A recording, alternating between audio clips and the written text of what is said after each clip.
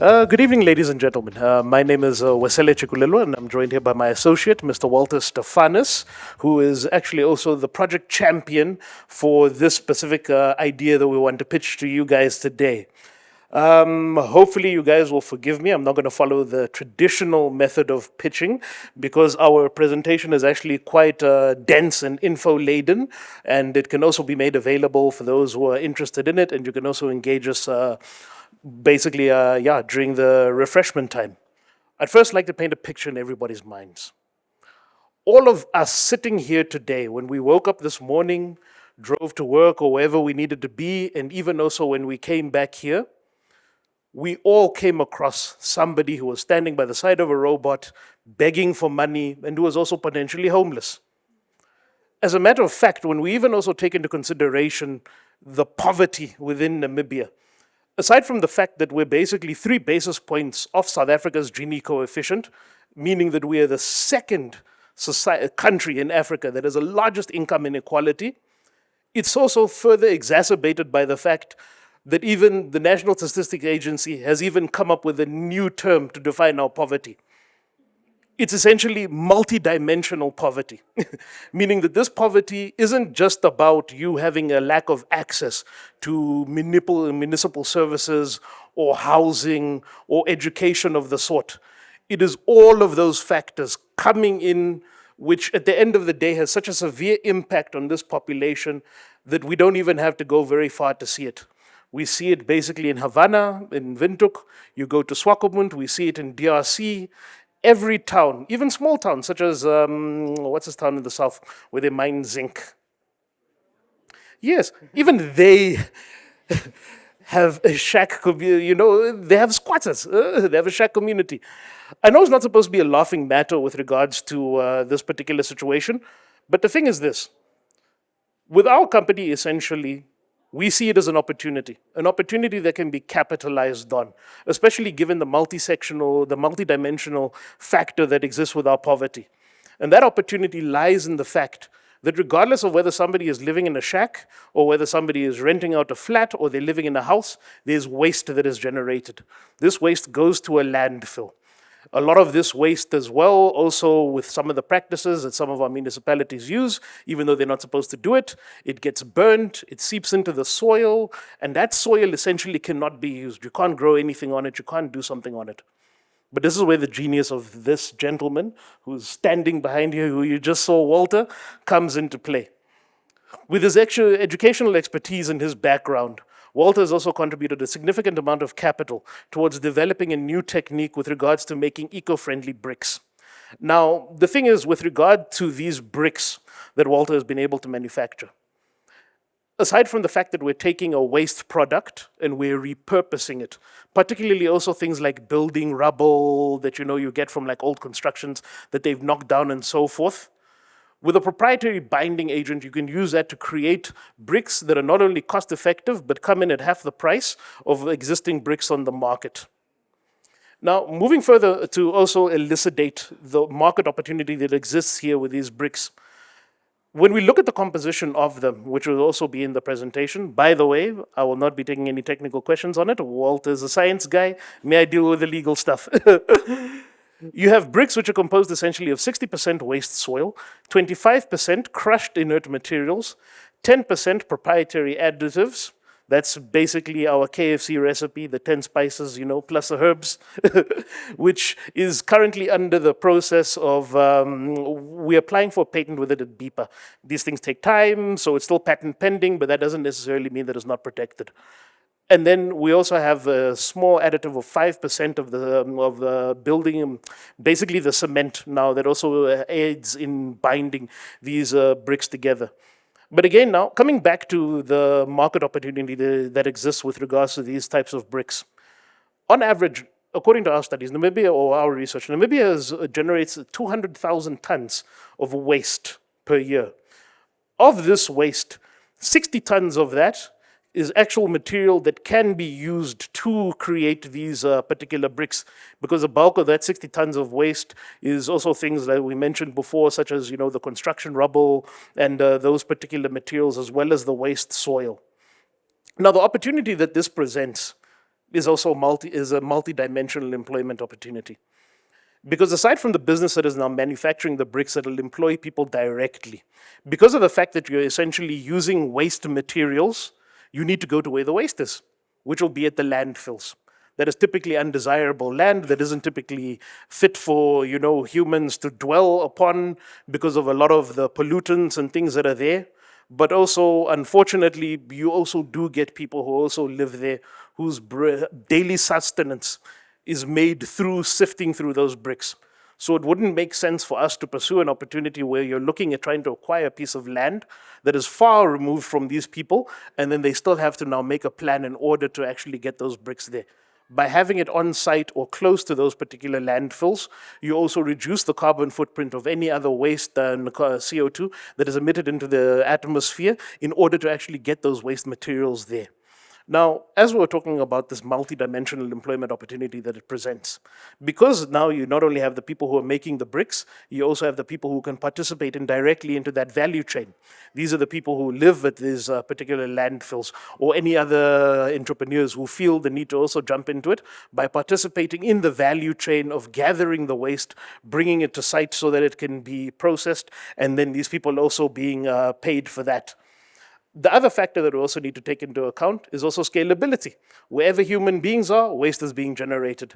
So in essence, not to say that it's an infinitely scalable opportunity, but it is an opportunity that presents a significant scalable margin, because you can do it in every town, every village, provided there's a sufficient amount of waste being created there.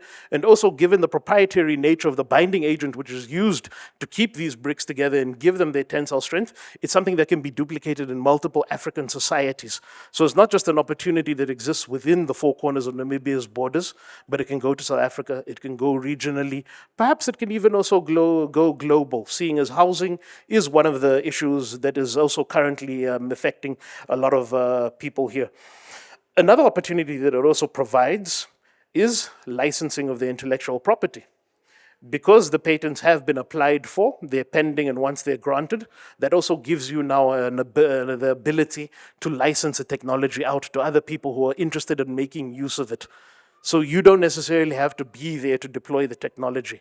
You come in, you train, you show them how to put everything together, and then they go off, they do what they need to do, and then your revenue is basically derived from a percentage price that you're charging on top of those bricks that they're manufacturing.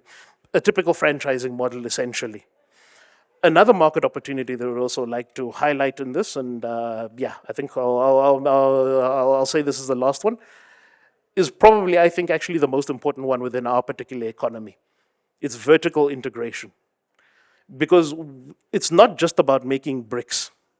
There's also opportunities for construction in them as well. So by using this technology as well, even also through the company can also register subsidiaries now. This is now for the angel investors. Subsidiaries can be registered, which specialize specifically in construction. So what happens is, essentially, the parent company makes the bricks, sells them to the subsidiary then sells them on to the customer, who is then contracted in to actually do the housing project. So in essence, you're essentially creating a value chain that keeps the money within the market, or within the four corners of the company, and there it also gets to retain more of its profits. And as well, seeing as the circular dimensions is looking at dealing with other societal issues, it also provides more capital as well to also deploy to those. So I know, I'm sure all of you now are sitting here and you're like, okay, you know what, this actually sounds too good to be true, and what's the catch? I can gladly tell you that at present there is no catch. And the reason why I say that is this. Because aside from the patent that we've applied for these bricks, we have also undergone a certification process, which Walter will also explain more in detail. Because the thing is, you can't just build bricks or make bricks and sell them. The bricks have to comply with a standard, either ISO or the NSI standard, or whichever standards are available. Currently, they're in compliance with the South African standards, and then a minimal viable product was managed to be constructed there. However, given the nature of this particular technology, obviously we'll also have to engage in a little bit of hand-holding with institutions such as the NSI, I think it's the National Standards Institute, in order to actually develop a standard that speaks to the country.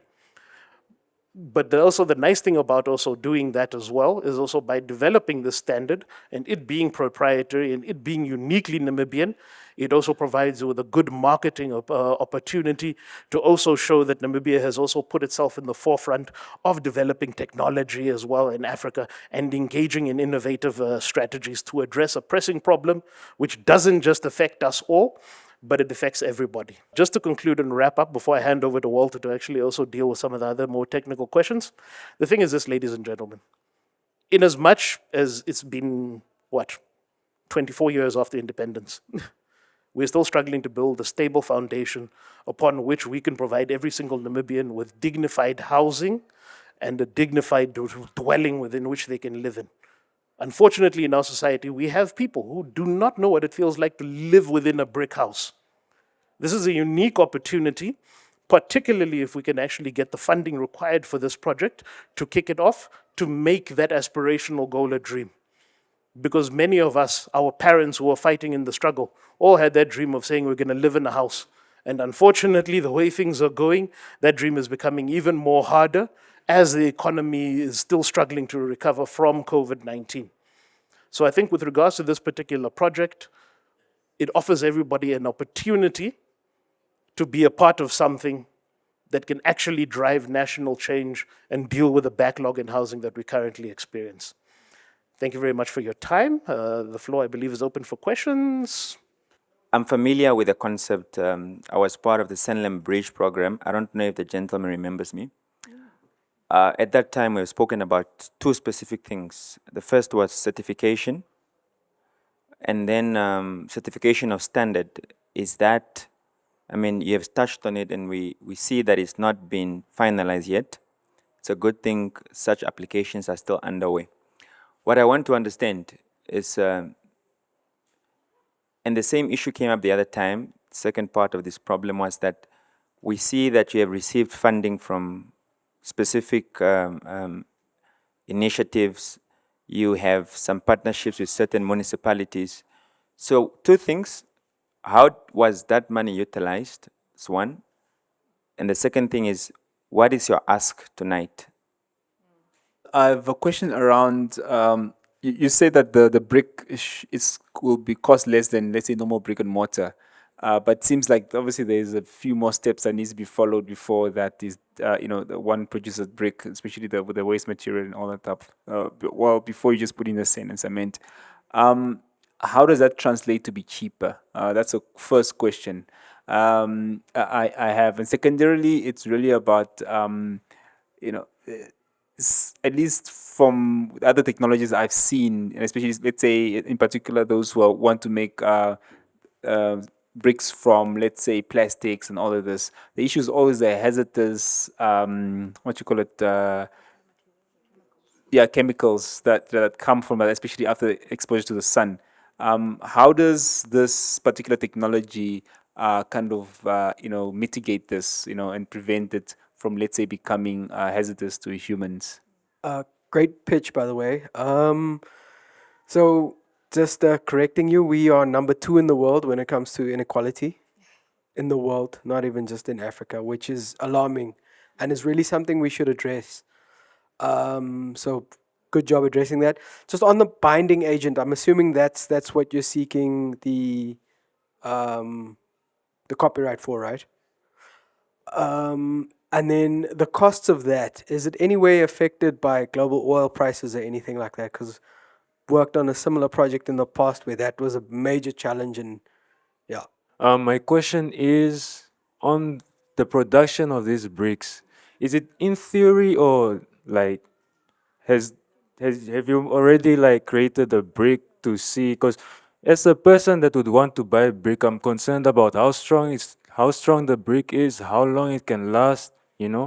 So what makes it in terms of strength and lasting different from the normal bricks that are sold? Good evening, ladies and gentlemen. So regarding the certification, the bricks are ACRAMA certificated. ACRAMA is basically a national organization in South Africa that deals with, I think, Mr.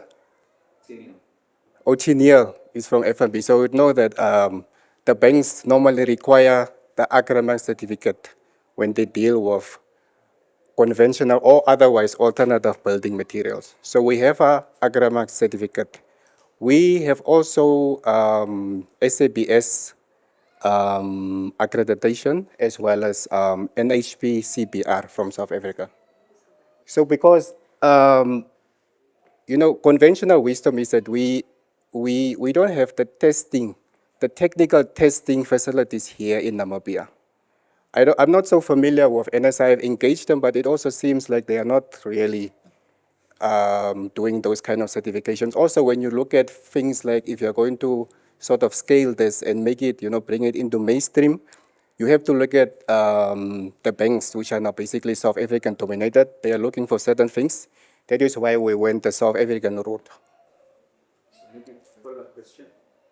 The normal bricks that are being used for construction now, where are they certified? Where are they certified? Yes. Who creates that standard of that brick? The normal bricks that the contract... They have an agreement certificate. The brick and mortar has an agreement certificate. So any alternative building material that you are going to bring in the market needs to have an agreement certificate. Obviously, if you deal with things like compressor strength and those things, then you need to take them to an accredited testing SANAS regulated place, which is, I think, SABS is what I know, South African Bureau of Standards. Yeah. So we have that. How much? Where's the funding? Oh, the funding that we received. So we have leveraged the funding that we received. We did a pre-feasibility study in 8 towns. We looked at like waste characterization study. We looked at what is the waste that there. We looked at the quantity, sort of like a resource estimation. We have done a market study in terms of housing demand. So we know where the most demand is. We know about the affordability. We know about the socio-economic conditions also in those communities. So we have actually undertaken a number of studies. We are also eco-standard certificated. So eco-standard is, I think, the only guys in SA, apart from Europe, that sort of give a green stamp for those guys that are conscious about the environment. So we are the only 5-star rated product in Africa at the moment. So we have an eco-standard certification as well, just to maybe add that. Cost of production. Okay, so cost of production is, maybe I must first deal with something about plastic. We are not using plastic. I think in the presentation you saw we basically use waste, and these are basically soils that are rejected from normally your cut and fill operations, like when they excavate. The engineers would tell you that this soil is not, cannot be used as a founding, it's not stable enough. And then they would now basically request G5, G7 engineered soils basically. So we are targeting those soils and we are engineering them to meet standards. And the testing have basically concluded that our products are more family efficient and also in compressive strength are more stronger than the normal bricks on the market. So we are not using plastic. We are using waste soils. Your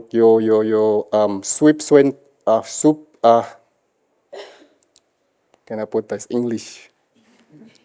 So that's sand that they basically sweep off the streets. Yeah. And then we also use inert waste. So inert waste can be things like crushed glass, fine grit, it can be wastewater sludge, it can be ash, it can be bottom ash, it can be fly ash. So those are inert waste that we're talking about. Yeah.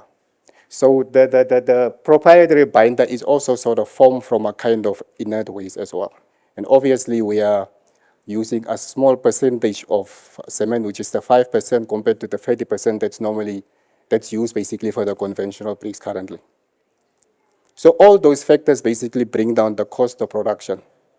These wastes are otherwise dumped at the landfill. So obviously we have to enter into agreements with municipalities. Other thing we can also do is to engage contractors to basically maybe say Because currently the landfill diversion rate, what the municipalities would collect this, say at illegal dumping sites is 400 per ton. So we can, for example, say, okay, you come and drop your thing rather than put, throwing it in the street for $100, for example. So that also reduces our cost.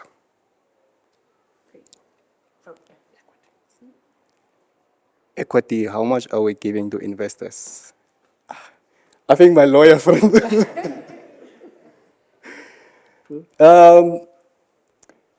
So that is, I think we're looking at 5 to 7%. Obviously, it is subject to negotiations. I think maybe just also expand on that as well. The important part isn't just a monetary investment, but it's also what skills we can also leverage from the person who's backing the money. Are they able to open doors, provide mentorship and business guidance, and that kind of thing? Because we can throw money at it, and you can get your 5 or 6%, but then your value will only be limited to what you're basically providing the business in terms of the money that you're investing. But for us, we look at it more holistically. It's not just about the money. It's also about how we can also mutually help and assist one another for the benefit of the company in order to actually grow the value of the company. Hopefully that answers the question. Yeah. So does oil, I'm not sure if I addressed this one. So we are not, I think this is not basic. So we use local resources. It is actually the emphasis of what we are doing. We are looking at, this is even not about, a whole thing of just one. We basically look like, when we did the pre-feasibility studies, we look at the resources or the soils that are found locally at a specific area, and then we engineer it. So you're not going to basically get the same. So like in Warfish Bay, for example, you are dealing with dune sand. So dune sand is normally sand that would be, because of the particles that are apart, would not be, from a civil engineering perspective, be suitable for making bricks. So from a biological, chemical background, we are able to do that basically. Obviously, we aid it with other coarse materials like your builder's rubble that is quite sufficient there in Warfish Bay, and obviously the proprietary binder. So there is nothing that we're basically importing. That's the brick access. Yeah, the photos that we basically show, they're actually prototypes. Also, when we got the certifications, we had to basically build a show house, which we did in South Africa. So yeah, we have sampled. I think Otineo was fortunate to see some of the samples at the Sanlam Bridge that we won last year. So the shareholding percentage, how much was invested so far in the business? Because 5 to 7% just sounds too little for me. I just want to know, what's the worth of the business? For you to come to the, how much equity are you giving out? 7. How much is the worth of the business? Okay, how much was invested? So we basically invested so far about 3.5 million thus far. You can maybe do a bit of research how much it costs to get the agreement certificate or how much it costs to get the SABS certificate. It's quite expensive because you need professionals in the field, independent consultants to do these things. And we also conducted a feasibility study. I think we're also aware of what feasibility studies cost. Valuation of the business. So I'm not a financial person, but if one looks at, obviously, because like the ask that we are basically asking for right now is just to do sort of like a pilot, like a demonstration. But we have actually proved that the project can be scaled, and that is actually the whole idea. But we are moving very cautiously. So to be honest, I don't know how much it's valued for, but I think based on what we can make, the number of houses that we can build, based on the revenue that we can make. I'm not an accountant. Maybe I should give it over to you. Yeah, but I think from that perspective now, of what we are asking, the percentage that we are giving or that we're willing to give now is based on what we're asking. We're not asking for 3 million. I think there was a 3 million ask. Yeah. Maybe also just to expand on that a little bit more. In as much as now the focus is to have an MVP, we're looking at a series funding model. So the first series with regards to the 5 to 7% is essentially to be able to have an MVP that is built within the country that people can look at, people can see, touch and feel, and then see if they're convinced about the technology. Then when we go and we move on to the Series B funding, then that's when we can also look now or discuss with the investor now about increasing their share within the business.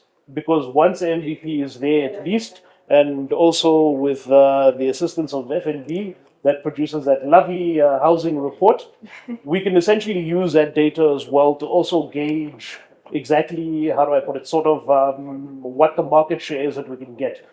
Because I think the thing is, especially with this particular type of business, we have to bear in mind the fact that essentially this is a product that is not for people who live in Eros or Kleiner Cooper or those kinds of places. This is essentially a product for people who are excluded out of traditional banking systems, who cannot get financing for houses because they don't meet that criteria, and also given their income instability as well, it is difficult for them to actually prove that they are essentially bankable, that the bank can actually give them a loan. So in order to sort of calculate that particular value as well, moving into the second and the third and the fourth series of rounds of funding, that'll be determined by the scale as well as also what the market tells us. Luckily, also, we have institutions such as NAMPOST, which I used to work for and I've got good relations with, that essentially bank with the unbankable, and they also give loans. So by using their data and their information and their client base, it'll also make it easier for us to also calculate what the total market share is that is available. And then we can also see how we can further position ourselves strategically, also with, again, leveraging the expertise and the connections and the links of an angel investor as well, in order to increase the share of the company.